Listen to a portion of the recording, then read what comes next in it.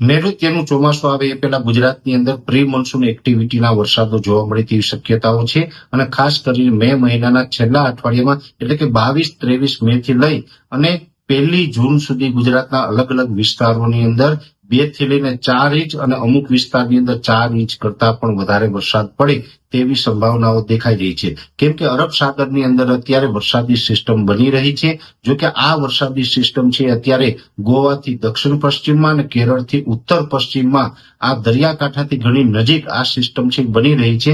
અત્યારે સાયક્લોનિક સર્ક્યુલેશનનું સ્વરૂપ છે.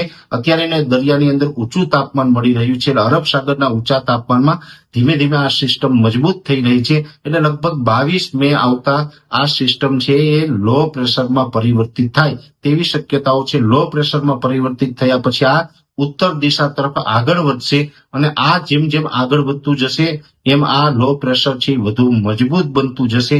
એ well mark low pressure, depression અને ડીપ ડિપ્રેશનની કેટેગરી સુધી જાય તેવી પૂરી શક્યતાઓ છે. હવે આ ડીપ ડિપ્રેશનની કેટેગરી સુધી જાય તેવી શક્યતાઓ છે પણ આ સિસ્ટમ ધીમે ધીમે ગોવા, મહારાષ્ટ્રને એમ કરતા કરતા જેમ આગળ ગુજરાત તરફ આગળ ચાલશે. જો થોડી પણ આ સિસ્ટમ છે એ ઉત્તર પશ્ચિમ દિશા તરફ મૂવમેન્ટ કરે તો આ સિસ્ટમને કારણે સાયક્લોન બને તેવી પણ શક્યતાઓ છે.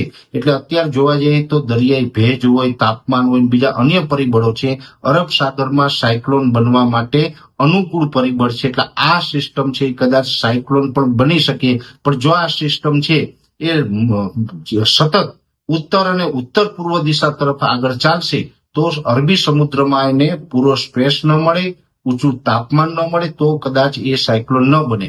પણ 22 તારીખે જેવી રીતે આ સિસ્ટમ લો પ્રેશર બનશે અને લો પ્રેશર પછી મૂવમેન્ટ કરવાનું ચાલુ કરશે એ પછી આપને અંદાજ આવી જશે કે આ સાયક્લોન બનશે કે ડીપ ડિપ્રેશનના સ્વરૂપમાં ગુજરાત ઉપર લેન્ડ થશે.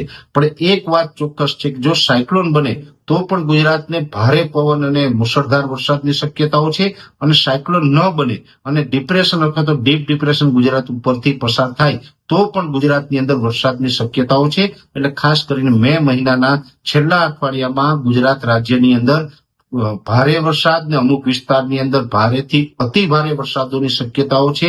અનેક વિસ્તારોની અંદર વાવેતર લાયક પણ વરસાદની શક્યતાઓ છે. એટલે એ માટે આપણે સાવચેત રહેવું, સાવધાન રહેવું અને જો આ સિસ્ટમ છે એ ઉત્તર પશ્ચિમ દિશા તરફ મૂવમેન્ટ કરશે અને સાયક્લોન બનશે તો પણ અમારા તરફથી સૌપ્રથમ આની માહિતી આપવામાં આવશે. પણ ખાસ કરીને અત્યારે સૌરાષ્ટ્રના દરિયાઈ કાંઠાના તમામ જિલ્લાઓ, મધ્ય ગુજરાતના ભાગો અને દક્ષિણ ગુજરાતના ભાગોની અંદર મે મહિનાના છેલ્લા અઠવાડિયામાં ભારે વરસાદ પડવાની સંભાવનાઓ છે જેની દરેક મિત્રોએ નોંધ લેવી.